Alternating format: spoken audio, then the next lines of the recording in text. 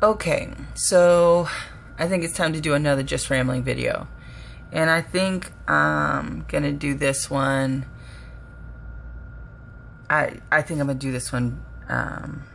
Well, I had so many different topics to talk about that this will be the next topic. The first one was baptism, so I'll put the link down if you missed the baptism one. This one is like toxic relationships. And you have to be very careful when you say toxic relationships, because people automatically like think about, you know, boyfriend, girlfriend, husband, wife, you know, some kind of like intimate relationship in that sort. But I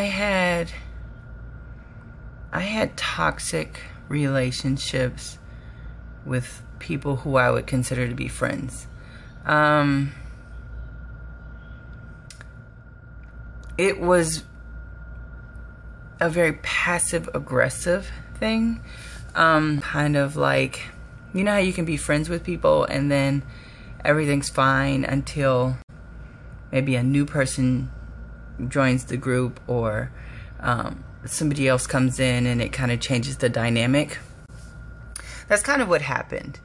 And, you know, I could see it happening, but I didn't say much about it initially. And then slowly, the new person started to make divides within the friendship. Because there were like a group of us. And it was kind of painful. I'm not going to say that it wasn't, to just kind of watch it. But I think I kind of watched it more kind of in awe, because I really thought that the group of us were tighter than that. And the new person came in and was just kind of like, they only liked certain people in the group, but they didn't like everyone in the group. And they did things to make sure that the people that they didn't like in the group knew that they didn't like them, without blatantly coming out and saying, hey, I don't like you, and these are the reasons why I don't like you. And you would think, you know, at my age, this kind of high school foolery would not be happening. But I think as long as you deal with people, you're going to deal with issues like that. And so the person was able to kind of cause a divide within the group and pick who they wanted to be nice to and who they didn't. And then the group just began to dissipate. And it dissipated over a long period of time. I could say like a couple of years. Then it started to dissipate. And of course I'm oversimplifying it for the sake of the video.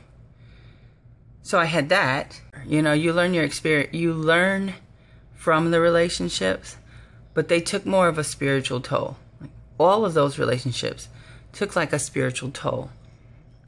Whenever you...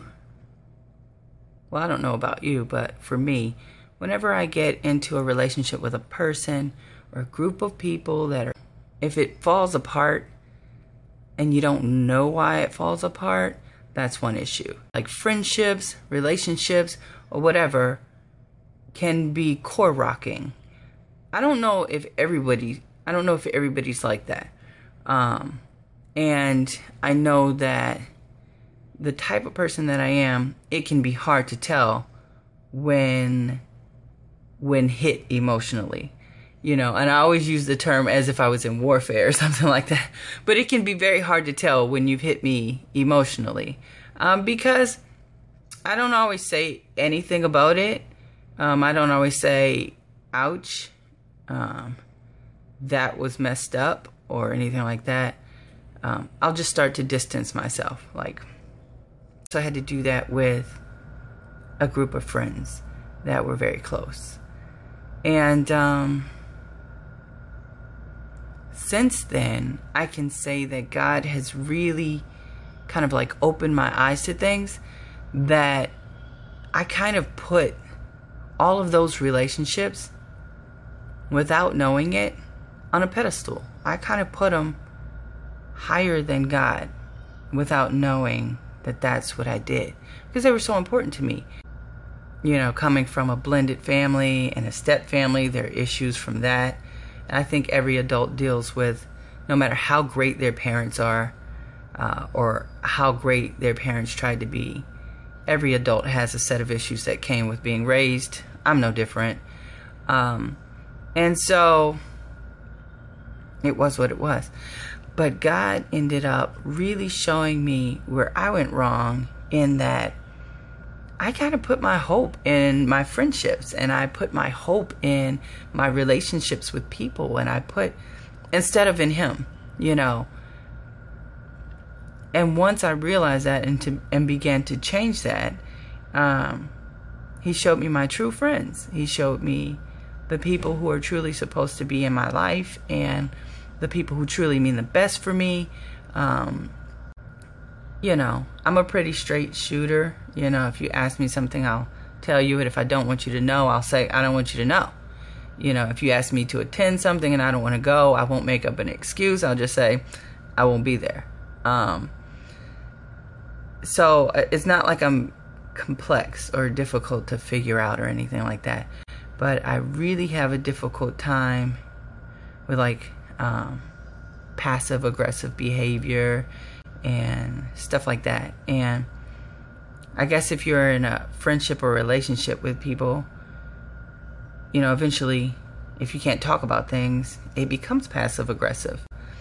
I think that's eventually, I guess that's human nature, so to speak. But I eschew passive aggressiveness, so it's I'm out of here, you know what I mean? This is ridiculous, I've tried to talk or, whatever have you. It's not working out, and I'm just going to take a step back. And I'm not saying all that to say that it was their fault in those friendships. Because obviously I did enable a lot of behavior, and me being the person that I put them higher than I probably should have in my mind, it kind of set me up for failure. And nobody should be as high as I thought they were. You should never put somebody up so high that is humanly impossible. I mean, it's humanly impossible to live up to that standard. You know what I mean? It's doomed at that point. So when God brought me back to the foundation of what was important, and started showing me people who had always been there, had always been real, had always been no matter who came in and out of their life, they were always the same person to me. It started helping me appreciate friendships, It started helping me appreciate relationships. And it started showing me how I did not appreciate those friendships and those relationships that I had, how I underestimated them and things like that, And at that, I was the one at fault, and yet they were still there. I didn't invest in those relationships and friendships like I should have. And yet they're still there. Those people are still there. The ones that never changed.